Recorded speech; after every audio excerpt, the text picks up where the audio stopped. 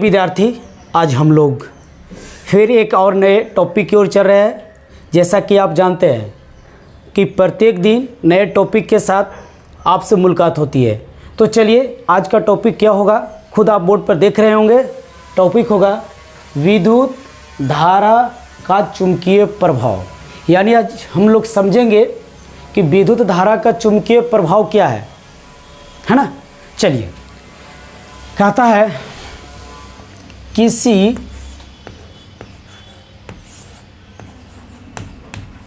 चालक से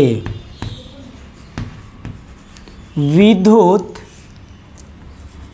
धारा प्रवाहित करने पर उसके चारों ओर चुंबकीय क्षेत्र का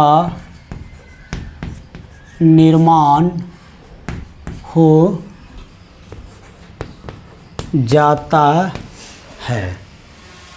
देखेंगे ध्यान से, निर्माण हो जाता है। तो इस घटना को विद्युत धारा का चुंबकीय प्रभाव कहते हैं, या इस प्रभाव को विद्युत धारा का चुंबकीय प्रभाव कहते हैं। यहाँ मैं लिख सकता हूँ कि इसे विद्युत धारा का चुंबकीय प्रभाव कहते हैं। कहने का मतलब हुआ कि ये जो विद्युत चुंबकीय क्षेत्र का निर्माण हो रहा है वो विद्युत धारा के प्रभाव के कारण हो रहा है।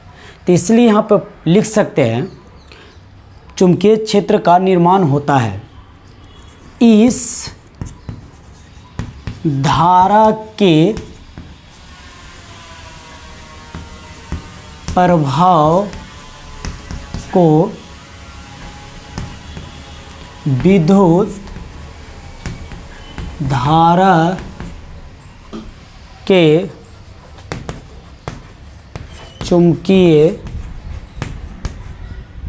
विद्युत धारा के चुंबकीय प्रभाव कहते हैं। हमने क्या लिखा, थोड़ा सा समझने का प्रयास करेंगे।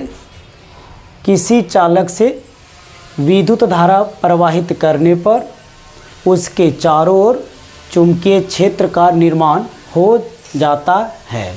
इस धारा के प्रभाव को या इस घटना को या इसे कुछ कहते हैं विद्युत धारा का चुंबकीय प्रभाव कहते हैं। बस तरीका से मैं, यानी मैं कहने का अर्थ हुआ कि ये कोई चालक तार है, ठीक है। इस चालक तार के या इस चालक तार से यदि हम विद्युत धारा की प्रवाह करें तो इसके चारों ओर, इससे मान लिया जाए कि यह मेरा चालक तार है और इससे हम धारा का प्रवाह करें तो इसके चारों ओर चुंबकीय क्षेत्र का निर्माण होता है।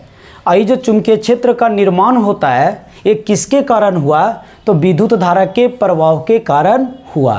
तो थोड़ा सा समझने का प्रयास करेंगे कि अगर चालक तार से विद्युत धारा का प्रवाह होता है तो एक बात समझने की बात है, तब चुंबकीय क्षेत्र का निर्माण होता है ना।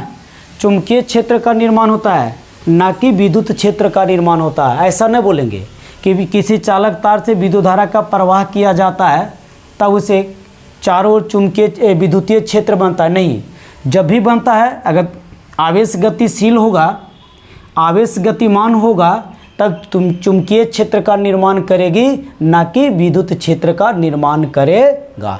तो आपको हम समझाने का प्रयास किया विद्युत धारा का चुंबकीय प्रभाव। तो बस इतना ही आपको समझना होगा कि किसी चालक तार से यदि हम विद्युत धारा की प्रवाह करते हैं तो चालक के चारों ओर चुंबकीय क्षेत्र का निर्माण होता है। इस घटना कहिए या इस विद्युत धारा के प्रभाव कहिए या इसे लगा के कहिए, क्या कहते हैं, विद्युत धारा का चुंबकीय प्रभाव। तो चलिए बेटा, आज की कथा यहीं तक रुकती है। मैं फिर मिलूँगा।